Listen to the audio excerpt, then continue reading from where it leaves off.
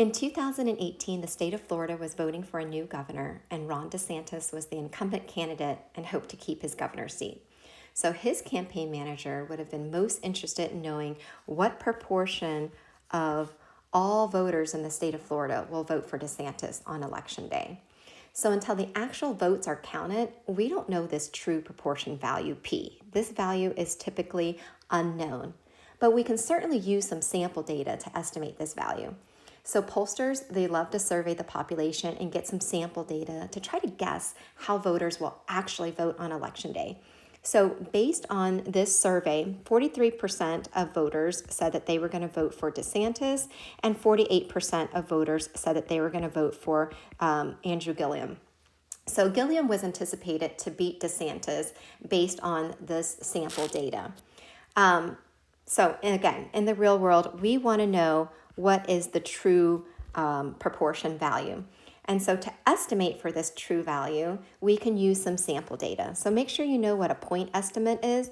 Your point estimate when you're trying to estimate for P is going to be your sample proportion P hat. So using just this one value of 43%, we can say that it is a likely candidate for the actual proportion value. So here we can say, based on our poll, we think that about 43% of the population will actually vote for DeSantis.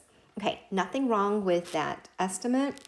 But remember, we could be wrong, okay? So when we're using just one value to estimate for this unknown population parameter, we have a chance of completely estimating incorrectly and being wrong, okay?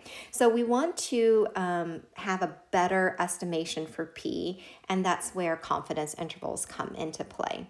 So here in question B, it says explain the meaning of the margin of error of plus or minus 4 percentage points. So in the context of this problem, this is saying that we are confident that the true proportion of voters is going, so we're saying we think that P is going to be within 4 percentage points of our sample proportion of 43%. So this 4% means we are confident that the true proportion value of voters is within 4 percentage points of our estimate based on our sample proportion of 43%.